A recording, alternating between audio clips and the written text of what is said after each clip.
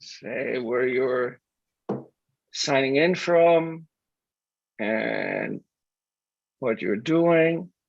I'm Eric Mazur. I'm a physicist. And I'm happy to see so many like-minded young people here with us today. That's just absolutely wonderful. Okay. Nicole from Texas. Fabian, who's joining us from Sofia. God, Sarah, wasn't it about this time last year that we're there? No, a little later. And Elmarie, hello, Elmarie, thank you for joining. Okay, well, it seems that the participant list is sort of leveling off here, so I'm gonna start here. I'm Eric Mazur. I'm the PI for this network.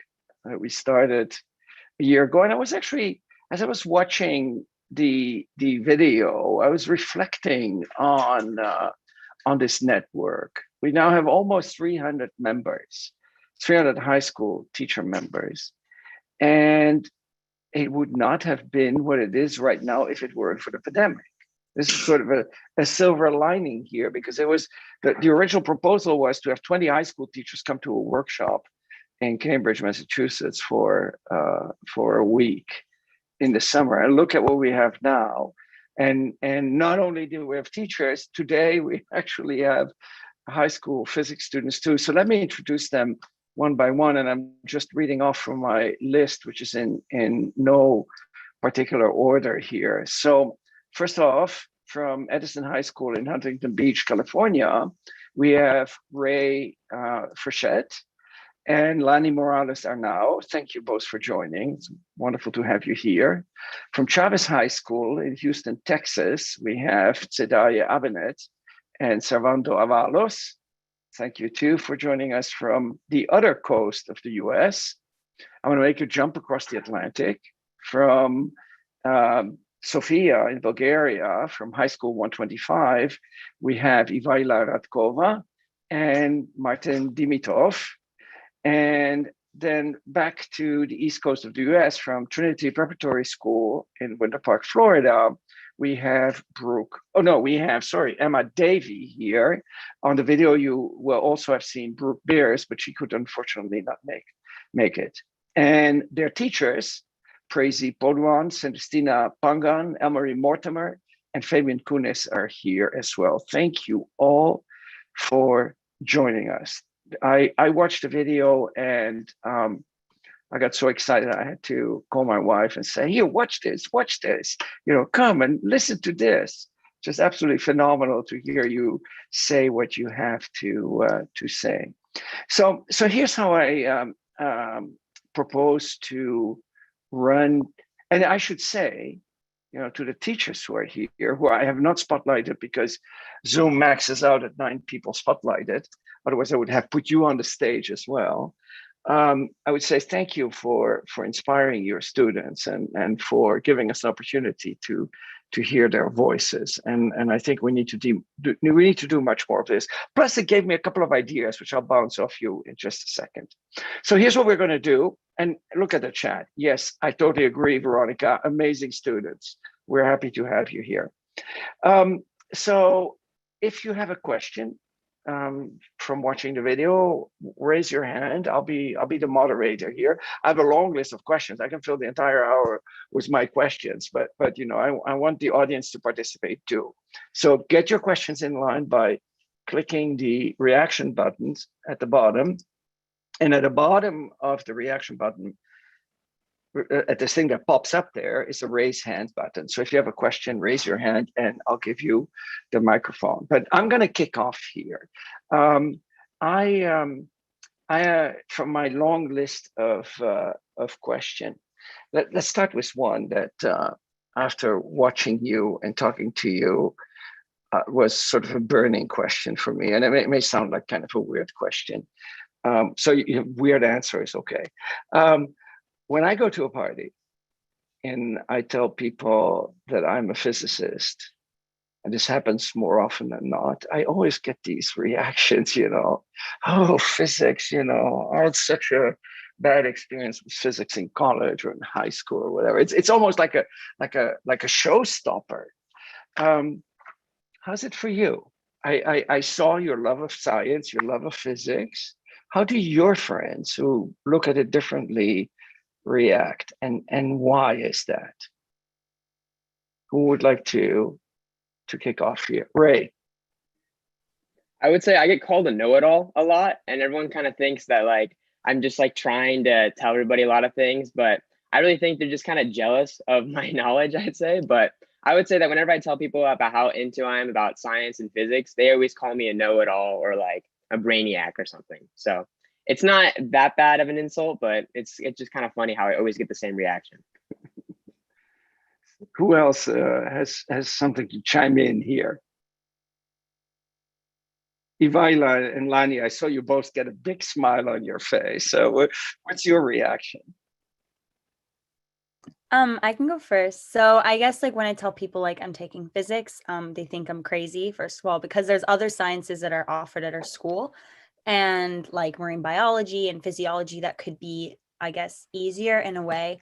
So then when I tell them I'm taking physics, they're like, why are you taking one of the hardest science classes that you can? So then I just explain to them like I'm actually kind of interested in it and I want to learn more. I don't want to just stay with what I'm comfortable with. So sometimes that first reaction of them is like, why is she doing that?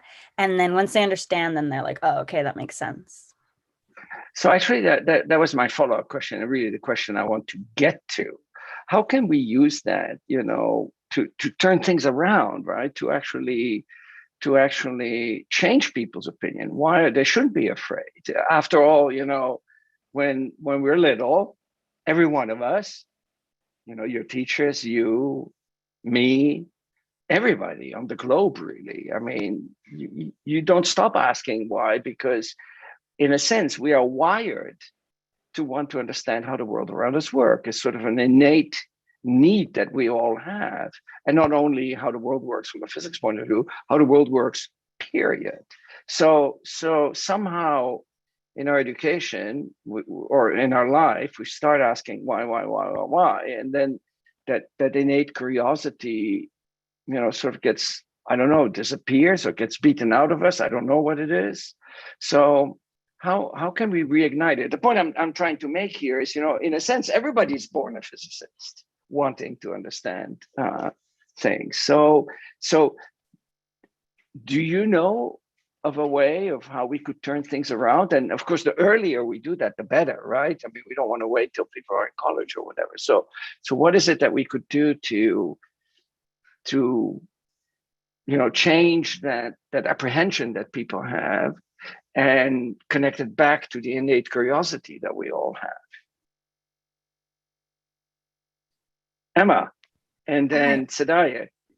I think to reignite that curiosity, the reason I liked physics and eventually wanted to keep taking it, it scared me a lot at first because the first day, Dr. Mortimer, my teacher, told us all it was the GPA buster and that we were all gonna like do really badly. And I think that scares a lot of people because people know it's hard and it might hurt your GPA. And so I think that turns off that curiosity.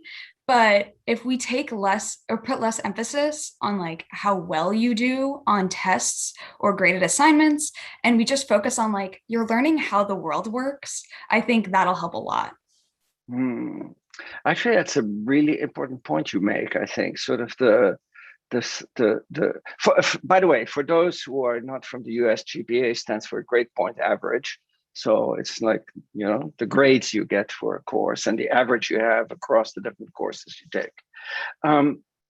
So that makes the grading almost like a punishment, right? I mean, and I've been thinking more and more over the past year that we really need to change our assessment, and the extrinsic motivation from a grade is perhaps not the best one. Thank you for sort of reinforcing that. Sadaya, you had your hand up too. Yes, for me, I would take a different approach. I would say go where the students are at.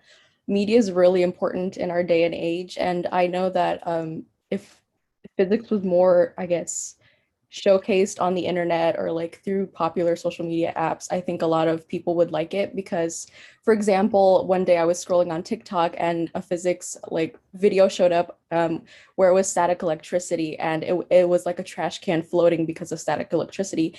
And everyone in the comments was like, I didn't even know physics was like this. I had no idea. And they were all really interested in it. And it was just kind of like people don't know the extent that physics reaches. Yeah, and to some extent, and I'll turn to Ivaila next. To some extent, you know, we're focusing so much on teaching 17th century physics and you know, rolling objects down inclines rather than showing the physics in the world all around us, right? The wind, the tree swaying in the wind. I mean, everything around you is in a sense dictated by physics. And I think Lani, you said in your part of the video that it's important to relate physics to the outside world and talk about how physics can benefit people. And you know, now, interestingly, after watching that, I sort of Googled on the internet a number of things, such as, you know, relating physics to the outside world and the benefits of it. There's lots actually out there. Maybe we just don't do a good enough job messaging that. Ivaila, you had your hand up. Yes, I'd like to add that enrolling students from a younger age in physics and describing, even in the kindergarten, starting to explain what's happening around them with physics can enhance their interest in the subject. So that can help choosing it in the future to learn. In fact, there was one of the people who were watching the video left a comment specifically to that extent, and I responded to that comment saying, we should probably start cultivating a love of science in elementary school. I mean, there's no reason that you can't. I mean, and you don't need a science-trained teacher for that. You could develop curricular activities that just pique people's interest, people's curiosity. Good, Veronica, I've kept you waiting for a long time. Before I give you the microphone, though, I forgot to mention that we have I didn't give a long introduction for the students because I wanted to maximize the time we have for discussion here. But there's a page with bios, and Sarah will put the link in the chat. So if you want to know more about who's on the screen there, you can read it on that link. Veronica, over to you. You're muted. Sorry. Good morning, students. I'm gonna tell you something. First of all, y'all videos rocks. You know, men, no disrespect. Let me make sure I put that disclaimer out there. But women, it was so good to hear y'all talk about physics. I loved it. Okay, that's enough of that. Okay, so my question is, who in this group of students is going to major in physics? Now, listen, let me explain something to you. You might not say, okay, I'm a major, say you might not major in physics alone, but if you major in anything, I recommend that you double major in physics. Because especially for those that want to be doctors, lawyers, some of those high professions, when you have anything with a physics degree next to it, makes you powerful. And I'm not saying that because I'm a physicist. I'm just saying that because people say, oh my God, so you went outside your comfort zone and you doubled in a major that you need to get into my school. So please major in physics. That's the one. But I do want to know who has an interest in majoring in physics. That was my main question.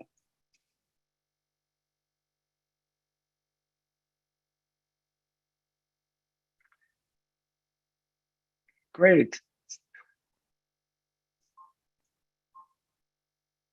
So, any follow-up questions you're muted, Veronica. I'm sorry, no one said they was going to major in physics. I'm confused. Yes, no, Sedaya raised her hand. Oh, okay, thank you. Okay, And, I got two. They're I coming got the up. females. Come on, I need to have two. Perhaps combined with mathematics. Oh my God, you're gonna be so powerful. Oh Lord Jesus. That's beautiful. Hello, other two females. Yes. My hands up. Oh, sorry. I'm planning to go into astrophysics. I love you. Good job, ladies. Good job. I should tell you very briefly, maybe my story. I had sort of a childhood dream of becoming an astronomer, and living in Europe where you don't get a liberal arts education in college, I enrolled at the university. You sort of declare your major before you start your studies, and in my case, it was astronomy. Was a secondary in physics, and it was so badly taught that I dropped out, which I regret now because astronomy is just so fantastic right now. I switched from astronomy to physics, only to discover that that was also not very well taught. But then I started to do research, and that is so different from just learning things from book, right? Because you're doing something yourself. You're not learning about physics by watching others doing physics or by reading about other accomplishment in physics. No, you're advancing the field and the knowledge yourself. So one advice I have for all of you, whether or not you go into physics, is try to get engaged in actual research as early as you can. Read, whether you're in biology or chemistry or physics or any other fields, you'll get much more motivated for what you're doing. And actually, John is putting something that I had written down in my notes too. I think that is really important. Thank you for mentioning that in the chat. John Weisenfeld, he says physics is not a subject. Physics is a way of thinking. That's quantum physics. I couldn't agree more with it. I really think it's a way of thinking. I mean, let me read off some names that I was collecting this morning. Angela Merkel, Prime Minister of Germany. Elon Musk, CEO of Tesla and SpaceX. Ursula Burns, CEO of Xerox. Gordon Moore, founder of Intel. Jimmy Carter, US President. Brian May, the rock guitarist, from the band Queen. Several of the CEOs of Apple, Gil Amelio and Marlon Scully, you know what they all have in common? They were all physicists. So I think the type of skills you actually learn are sort of laying the foundations for being able to have an amazing. But many people don't know that they were physicists. Lay the foundation for a very broad range of phenomenally exciting careers. And I think that comes back to what John said in the chat. It's just not the subject. It's really the way of thinking, the way of using that gray matter in your skull. So we have several other people who raised their hands, and I'm speaking too much here. Greg is first in line, and maybe you want to briefly introduce yourself for the audience, Greg. Sure.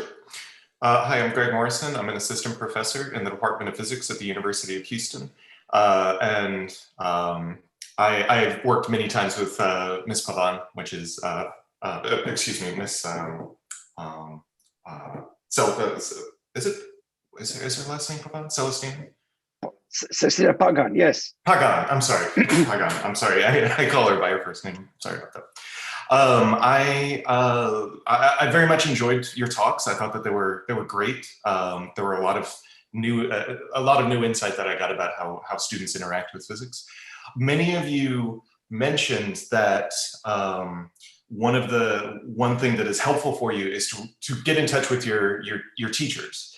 And during the pandemic, I've had a very hard time getting students that are struggling to actually reach out to me to talk to me during office hours. Or during class, ask questions during class. I was wondering, is there anything, any insight that you have about strategies that might be effective for me to convince you to talk to me about problems that you're having or questions that you have? Great. I would say that a big issue with students being afraid to talk to their teachers is because a lot of times we think of our teachers as like this stranger. It's like an adult that only teaches us stuff. So I feel that in order for your students to really talk to you and ask questions, you need to build like that form of trust between the two. And so I feel that my teachers in general, whenever like before class, we always have like a quick 10-minute discussion that's like not related to physics and just kind of talk about our days or like what we're interested in, like what topics, like topic of the day and things like that. And I really think that it kind of like pushes away the teacher aspect and you're more of a friend that way. And so it makes you less nervous to go talk to a friend rather than going to talk to a teacher. So I would say trying to build that bond of more of like a friend rather than a teacher, it kind of gives the student a more encouraging to go and ask and talk to you. Anyone else on the panel who wants to react? Yeah, Ivaila. In the years, I found that when we go to school trips with our teachers, it makes us really close with them and encourages us to communicate with them. I think that's a great point. Anyone else? Can I say something? Kristan, yes, by all means. So I just want to give a slightly different perspective.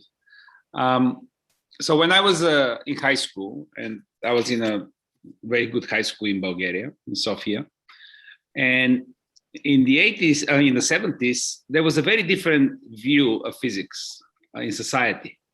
We had a ministry, it was actually a committee, but let's say a ministry of science and culture. And I was always amazed that science was not considered part of culture. And it's true, when we went and somebody asked, what are you studying? I said, well, we're studying mathematics and physics. And the usual reaction was smart but stupid, because society didn't value physicists and engineers at all. It was much more important to be like a writer or a screenplay writer or a director, movie director.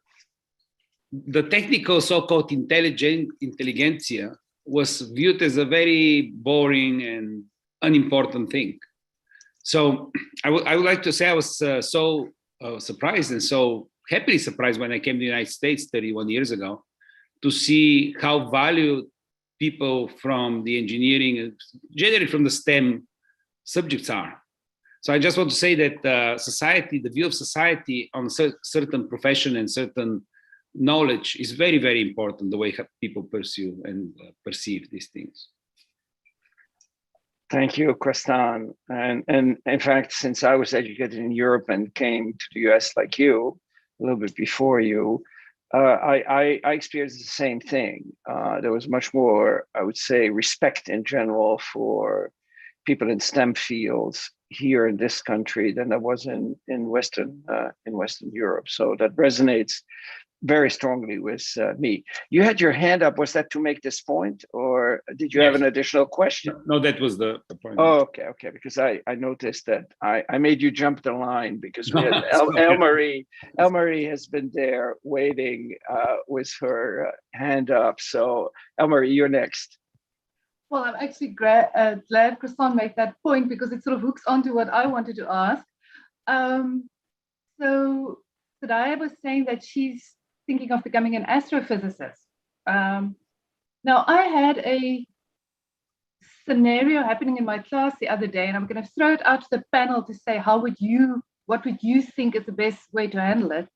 One of my brightest AP Physics 1 students wanted to go into astrophysics, wanted to go into a physics career. And his parents said to him, forget about it. We are not going to put that amount of money into your education. And at the end of 4 years, all you can do is go on to grad school. You need to choose a career where after 4 years, you can earn back what you had given. Now, how do we deal with that? Personally, my parents are very much same, not because they have money to give out, but because they don't have money to give out. When I told them at a very young age that I wanted to go into physics and astronomy, they thought, my mom particularly thought it was completely useless because it's not like a job that will get me money.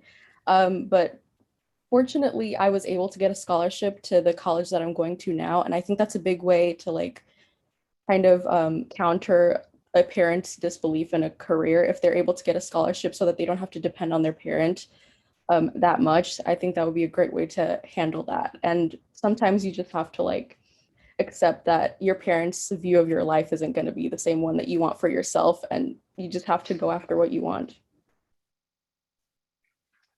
Alani. I have something to add to that. I think that the reason the parents are like that, or I can say that most parents are like that, they like view a career and they're like, oh, like back in my day, that wasn't like what you wanted to do. I think is to give them a new perspective. So what I know, like my high school has these like career nights where like parents can go with their students and you can like view all the different careers. So maybe if like you in your physics classroom like host like a slideshow or a presentation of like how much a physics career or a physics degree can give you connections to other areas that may be more respected in the parents' minds, then they'll kind of like be more lenient towards that.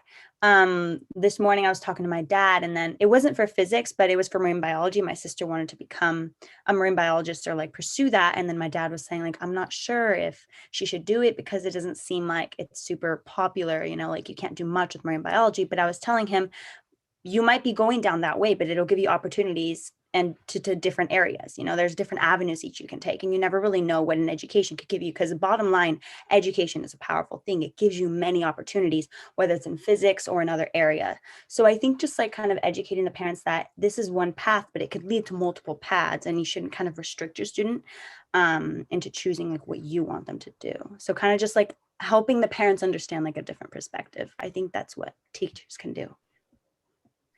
How for the others we've not spoken yet, how have your parents reacted to your plans and your interest in STEM? Go ahead, Sarando. My parents actually react the same way, but I would say that communication is the most important thing. So talking to them about how much you love the subject and the topic and how you want that to become your future career is really important. So I think that having those meaningful conversations about what your plans are and just getting their support is the most important thing. Agree. Anyone else? Emma. I would actually say my parents were really supportive. So as I was really interested in STEM, and I knew that's what I wanted to do since 8th grade. Except I'm not going to be majoring in physics; it'll be chemistry. But I love it, and they know I love it, and they're just letting me go for it. And they're not really thinking about like a career I'll have because I'm still figuring it out. I just know like that's something I really like to learn more about. And it's funny, in physics right now, we're actually covering like chemistry type like physics, and it's making me really happy, like the combination. Anyway, but yeah, so no, they've actually been great and like so understanding. So just a different situation.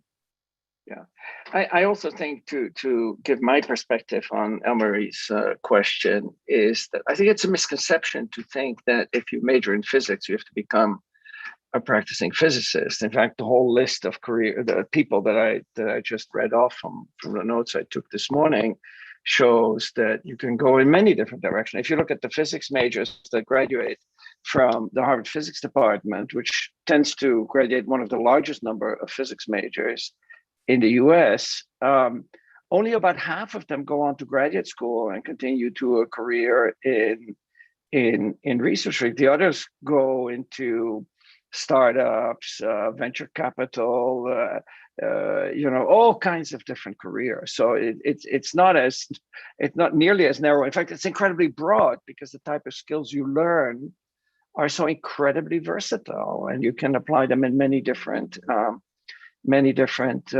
fields. Thank you for that question, Elmarie. I'm going to turn next to Matthew Reicher. Please introduce yourself for the audience, as they may not all know you. Go ahead, Matthew. I have to find. So my name is Matthew Reicher. I teach high school physics in Pennsauken, New Jersey. I also coach robotics team. There was someone else here with that. Dr. Mazur, you stole half the words right out of my mouth, because one thing I wanted to reiterate was what you just did, that physics won't necessarily take you into a career or graduate school in physics, You reiterated that, so I just want to ask the rest of you a question. You were asked how many of you are going into physics, but I'd like to know, what are you going into? And a fine answer is, I just don't know yet. But I'm curious, those of you that feel like you do have something, tell us. And if you don't, tell us that too, because when I was in high school, I didn't know what I wanted to go into. And, so I certainly don't hold that against you if you don't have a vision out for the next 50 years of your life. And that's it. Go ahead, Ray. And then Martin. Right now, I'm in a business class in my high school right now called SciBacs. And it's kind of difficult for me right now because I'm really interested in STEM and physics, but I'm also learning so much more about business and marketing. So really, I don't really know what I want to do yet, but I think once I go to college and everything like that, and I want to go to a community first and kind of get an idea of what I want to do before I really spend a lot of money and go for it. But really right now, I'm kind of like, because I don't know what I want to do, I'm trying to get as many skills under my belt so that when I am ready to choose what I want to do, I'll have a bunch of things to choose from. So I'm a really a blue collar worker kind of guy. So I feel that mechanical engineering is really interesting to me, and just learning all different jobs and different careers and different skills I can learn from that too. So really, I'm kind of at a crossroads of what I want to do yet, but I do think that as I grow and as I get older, I will find that. Let's see, Martin, you had your hand up too, right? Yes. Yeah. Well, so I've always loved mathematics and since elementary school, and computer science since middle school. So these are the two subjects that I would like to pursue in university. But in my years in high school, so the Bulgarian system is a little bit different, and we have like many different subjects that we study a lot during the week. So for example, I have physics, biology, and mathematics. So high school has opened my eyes that I really like all the subjects. So now I'm really considering what I will be following in university. But for now, I'm still thinking about mathematics and computer science, but future will tell. Anyone else on the panel wants to chime in? Lani. Yeah, so I'm actually going to college, well, the next year, which is like this August, September, and I will be majoring in biology. So it's in like that STEM field, and I've always known that I wanted to be in biology. So I guess that wasn't difficult for me to like capture my head around or kind of just commit to that major. Again, I know that in college or in university, there are different like areas that I will be exposed to, because in high school, there's only so much that they can like tell us, but in a university, there's much more people and there's just much more networks. So maybe I'll change a major. I mean, I saw the statistic that said the average, I think, college student changes their major about 3 to 4 times throughout their whole like higher education career. So that's kind of interesting to see like how much influence different perspectives can give you. So right now I'm going to be majoring in biology, but we'll definitely see if I can pick up maybe a physics like as a minor or something. I'm not sure. Count me in. I knew from a young age I was going to be an astronomer. Here I am as a physicist. Any other reaction to Matthew's question? If not, I would like to switch the subject a little bit.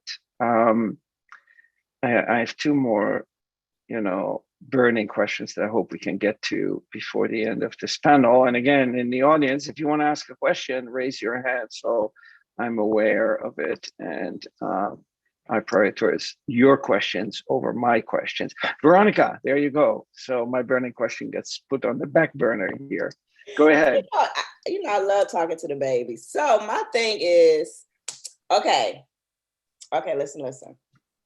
I'm messing with Lonnie right now, because she was the first one on that video.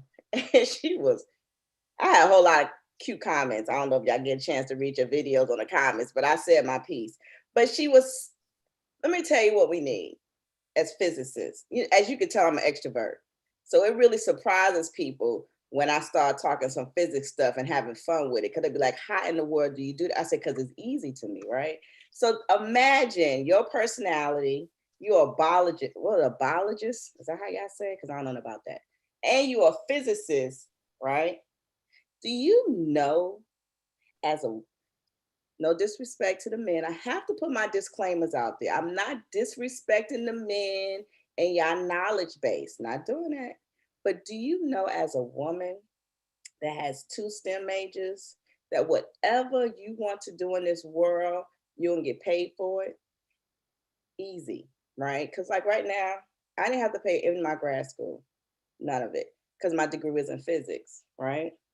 And so everything was taken care of because I'm, sorry men, because I'm a woman, right? And they need more women in those fields to put that woman touch on new innovations, right? Because our touches are different. We look at things from a different perspective. I'm not saying, you know, no one's wrong, but the way we approach things is what most companies are looking for with the combination of men. When we put us together in a room and we be innovative, we change the world. So that's the importance of trying to balance out that STEM world. And so when it comes to physics, and I want to express, one of the teachers talked about how can I talk to a parent and their child want to major in physics. I majored in physics. I went on and I worked as a computer computational fluid dynamics, right, analyst. So I worked in the engineering field as a physicist. I was forced to get my master in mechanical engineering because I had a supervisor that felt like I needed it, even though I was killing it with CFD. I didn't need no, but anyway, but that's, so you, and I made really good money. So you have to, I would say to that teacher, put a panel together with some of the parents who are doubtful and let us talk to them, because we can show them and demonstrate to them that a child with a physics degree can make anywhere from 60 to 120 Ks. Easy. Okay. The way to do that is when you are in college, pick the right internships. And also, the government is looking for physicists and mathematicians. Okay, so it's not that you're not gonna be able to be employed. You just have to have a really good advisor that's gonna direct you in the right internships, and you gotta have that conversation with the parents. Make sure they have a good advisor, right internships. They're gonna make a whole lot of money if that's their objective for their child. But let a child do their dream. But I recommend, Lonnie, I'm messing with you, to really think about that mind in physics, because it's gonna make you so powerful, because you have that, you know, you just like, okay, that's my 2 cents. Lani, any reaction? I'm definitely more convinced now. I'll definitely maybe I'll do some research after this and see like what the workload is, because that's another thing that scares me, is like the amount of work that I'll have to do, but also like balancing other aspects of my life in college. So I'll definitely see. And actually the good thing about like majoring in 2 like STEM like fields is that they connect. You know, like there'll be connections. There'll be some classes that overlap. So maybe I could end up getting also a physics degree, but I wouldn't have to do like so much as I think right now. So I think I have to educate myself, and then I'll look into it for sure. I think what you said there, Lani, is so important, right? I mean, these boundaries between fields are so incredibly artificial. Some of my work is in biophysics, so it has one leg in biology and the other leg in physics. And so many of the problems in biology involve physics, and physics has some of the tools that can help tackle problems in biology. And the same is true with chemistry, astronomy, you name it, all fields. After all, maybe they're all just one discipline, namely science, or maybe one skill, namely using your brain to think logically through phenomena and the relations between these different phenomena. Now, when I was watching your video, what struck me is that quite a few of you mentioned the word challenge and the word problem solving, the challenge of problem solving. So I have a question for you. Do you think that, so one thing we know is that motivates you, which is great, because it happens to motivate most, if not all, physicists, or most, if not all, scientists. Let's not make that sort of tribal distinction between different types of scientists. But do you think that challenge motivates everyone? Think about your friends who are not as much interested in science as you. Are they not as interested in challenge, or is it that the challenge doesn't get presented to them in the right way? Could we make science fun for everybody by having everybody experience the challenge, for example? Tadaya, and then Ivaila. Really quickly before I forget, it's today. The E at Oh, the end today. is silent. Thank you. I don't think that challenge necessarily motivates everyone, but I think that people see challenge in different ways. For example, for me, I love that math is a challenge, and that's kind of why I love physics so much.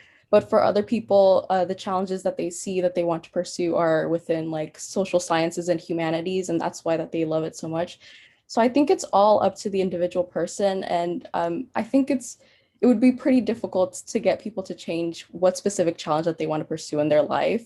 And I think it's just about like maybe reaching out earlier in life so that people can figure out what challenges them and what interests them more. Yeah, that was one of the things I was thinking as I was, listening to your videos. We should start way early. We should start in elementary school with science projects, and there is some of that, of course, but we should do it more systematically and better organized. Ray, oh no, sorry, Ivaila first, and then Ray. I think when there is something more involved in the challenge, like a grade or money, sometimes students are way more interested in the challenge itself and solving the problem. For example, my teacher sometimes gives us really hard problems and offers like 10 lev to the person who solves the problem first, which really motivates everyone to solve it. And also I'd like to add that if you don't challenge yourself, you won't progress. Okay, Ray. I was going to say that I feel like a lot of times challenges kind of determine whether or not you want to pursue what you want to do. So I would say that if you're like not interested in a topic and a challenge comes your way, and let's say like you give up or you don't want to keep going with it because it's too hard, that kind of tells you like, hey, maybe this isn't for you. Like if you're not motivated to keep going and keep trying to like progress through it, maybe that isn't for you. So I feel like for my little sister, at least, she doesn't work well with challenges. And I think it's because she's not interested in the topic. So whenever a challenge comes her way that she's not interested in, she doesn't want to try to put herself in that position where she has to be stressed out or has to go through that. So I really think that challenges, just like if I was saying, it really does help you pursue and help you grow in your education. And I think in that sense, and also in the sense that it lets you see what you're really interested in and what topics you want to keep pursuing. Great. Sarando. I'd like to add that sometimes when students don't have that strong foundation in physics, it becomes more challenging the gap between the challenge and the solution becomes more difficult it makes it more difficult to approach the challenge with an open mindset. Yeah. I see. I was, I sort of had a wild idea as I'm listening to you now, and as I was also watching the video, right? Because here we are connecting high school teachers and high school students from, across the globe, really, right? We have people from Bulgaria, we have people from the US. I mean, it's not truly global, but, it shows that one of the things that the pandemic has facilitated is sort of the ability to build bridges which existed before, but we didn't know and we didn't really make use of them. So, so when I heard the word challenge, I was thinking maybe that one of the things we could facilitate through this network, I'm just planting the seed here, and I would love to hear some initial reaction. Maybe one of the things we could do to involve more students, more schools, maybe more parents, more teachers, is to run some sort of a project competition where, a high school class from Bulgaria could participate with a high school class from California, with a high school class from Florida. I'm just picking some random spots here. To set up together as a class, so it becomes not an individual challenge, but a team challenge, a project, and then we'd run a competition on Zoom where the different teams present their project and see each other's project. I was thinking something that now all of a sudden could be done really, really easily, and we could readily facilitate that. Any thoughts or reactions to that?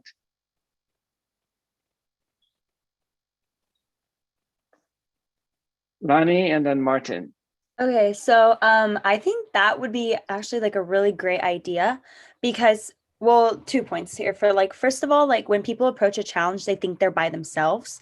And that's a false, I guess, understanding because you have your teacher there to help you through it. But let's just say I think that I'm by myself. If we have like this group setting, then we know that everybody's pitching in. So then if your idea maybe doesn't work, then somebody else can give you a different perspective and then you can build like a better model off of it.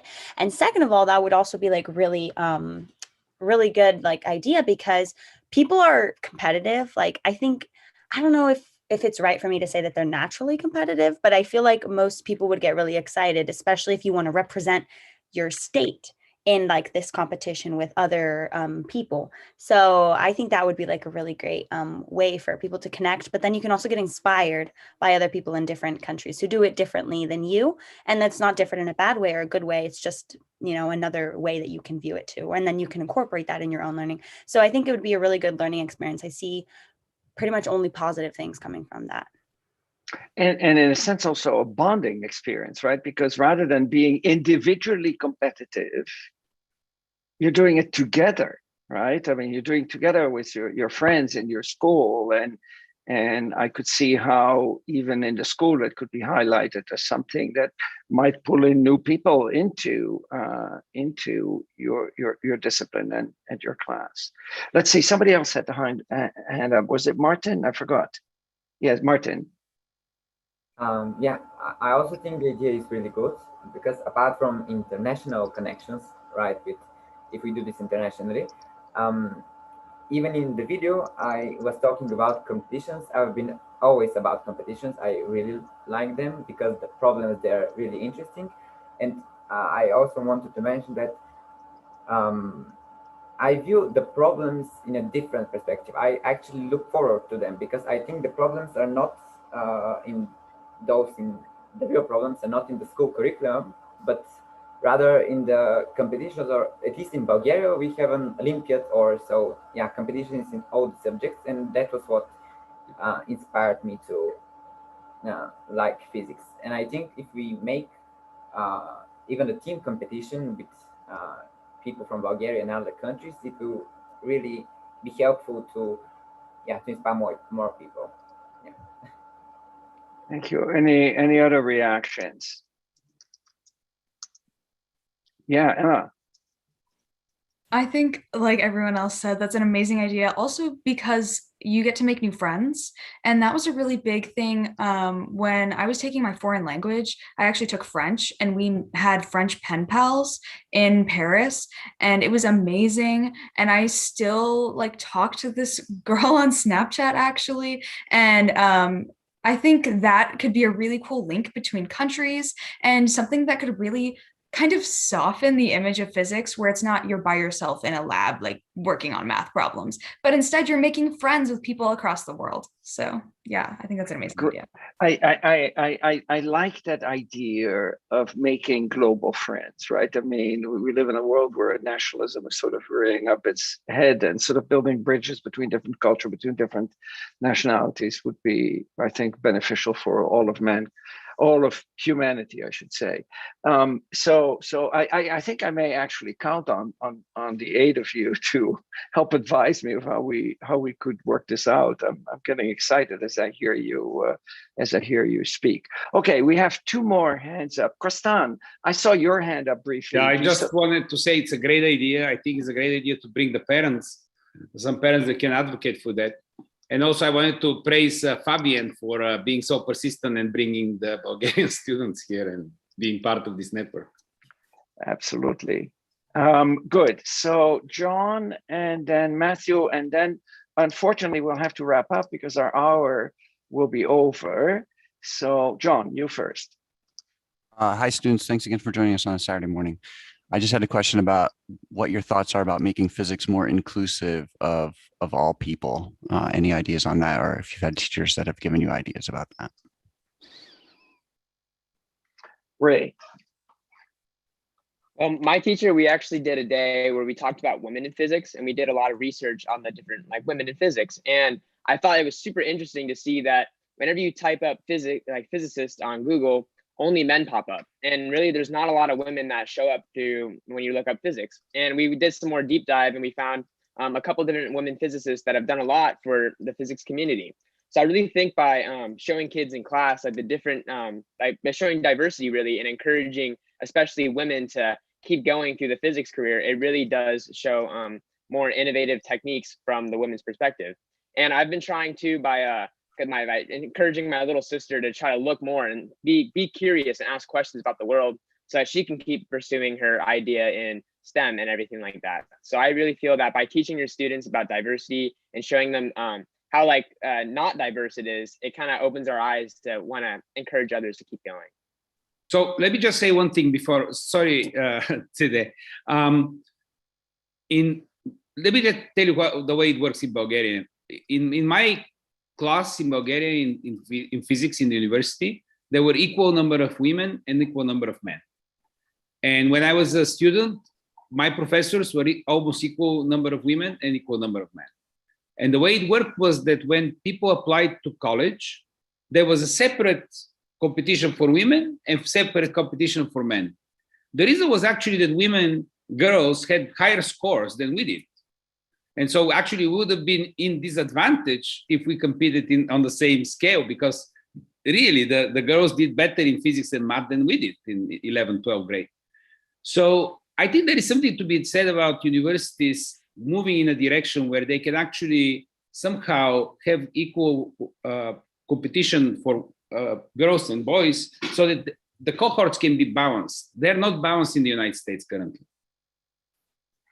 I'm happy to report that the undergraduate majors in physics at Harvard have a pretty equal female-male ratio. My department started working 20 years ago on making the department, from the bottom up more friendly to female students and other minorities too. So it's something that takes effort, but conscious effort, and I know it can be done. Matthew, you get the closing question, unless somebody else wants to comment on the. Oh, Sede.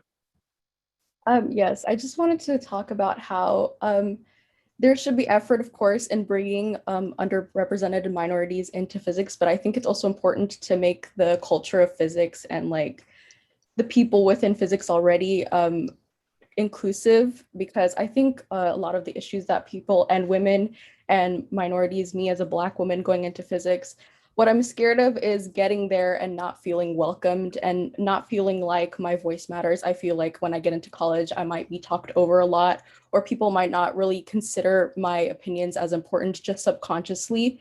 And I think making sure that inclusivity isn't just about getting people there and going halfway. I think changing the culture of STEM in general to make it more inclusive, to be more understanding of everyone, that all people have something important to say is really important.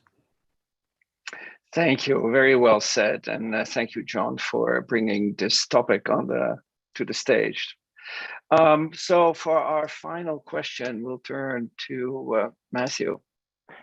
Well, today, what you said just kind of triggered something in what I was going to talk about anyway. It's not so much a question, but a suggestion. A lot of people are talking about a competition and creating one. I've been involved for 7 or 8 years with FIRST Robotics, which is a very STEM-oriented program. It is an international competition. One of the core values today that everyone has to include is inclusivity. So it's something that takes everybody, sex, gender, nationality, and broadens that. It incorporates the entire scientific method of discovery and experimentation and trial and error. I'm not suggesting that everybody here wants to go into robotics or be in a competition. And just as people are intimidated by, if you say you're a physicist, they're also, some of them are intimidated by the idea of robotics and some are excited, but it could be either something, if you want to get into that quickly, it exists. It's been 30 years, it's been in existence. Colleges know about it. There's $80 million in scholarships. Ray, if you're interested in mechanical engineering, it's definitely a thing to do. If you want to do something separate for physics, look at this because it's a great model for how to do it. If you say, well, okay, that's not what we're into, it's a model and most of it is structured and developed. So you could look at it, or you could just get right into it and start coaching it, bring it together. And it's not about robotics. The core value or the main idea is we don't use students to build robots. We use robots to build students. So it's really about you guys. It's about the people. Anyway, just because there was a lot of talk, I wanted to say it could be a great model or an easy inroads rather than reinventing this wheel for the rest of you. So, absolutely. Thank you for mentioning that. I think that's a point very well taken. Well, we are almost at the hour. We have about 2 minutes left. So I wanted, of course, to thank everyone, which I'll do in just a second. But before we do that, there's been some talk about this, talking about inclusivity, about this date not making it possible for some people to attend because it falls on a Saturday. And therefore, one of the things we are exploring is if having an event like this, our monthly talks, on another day would be feasible. And Sarah has actually prepared a form. I think, no, it's not in chat, but she will paste it in chat in just a second. There it is. So we will also post it on the PoLS-T Slack network, or workspace, pardon me. But I hope that you will take a moment to indicate what your preference would be for the scheduling of these monthly talks. Isa was saying in the chat, this is something that we should do more often, include your voices. And when I say your voices, I mean you, the students. It was tremendously energizing for me, and I think I speak on behalf of everyone here. It sort of opens the mind, and after all, we're doing what we're doing for you, and therefore we need to listen to you, and you've been just absolutely phenomenally eloquent in articulating some of the ideas that we need to hear. So a heartfelt applause on behalf of the entire audience for participating in this. So yes, everybody's clapping there. Great job, great job. So I want to thank everyone in the audience for coming and participating. Spread the word. Next time, bring your friends. I mean, we want to grow this network, and again, if it hadn't been for the pandemic, we'd be a 20-person network. And now we have 300 high school teachers from around the world participating. And we hope to grow this tremendously. Let's get some of the other continents involved. Let's go to, Africa and get high schools from continents that need it even more. I'm reminded here of a movie I saw last year by pure coincidence. Nobody had recommended it to me. I just stumbled on it. That shows that the talent and the scientific ability and the thinking skills are everywhere. They're equally distributed over the world.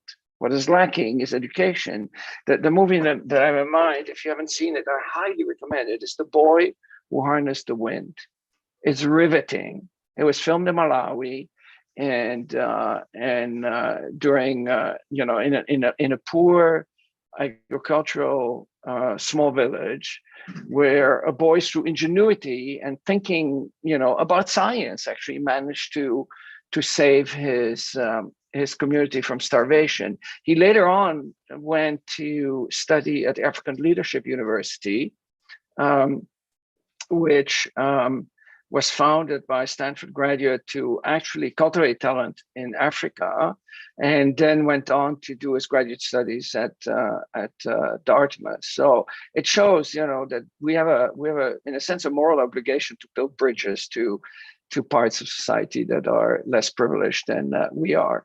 So I want to thank you, all the students, for coming. I hope you will realize all your dreams and that you were able to continue to spread your love of science and physics the way you did it so eloquently in the little interview. And last but not least, I want to thank the teachers of these students for inspiring their students so wonderfully, and for bringing them to this event. Thank you all so much.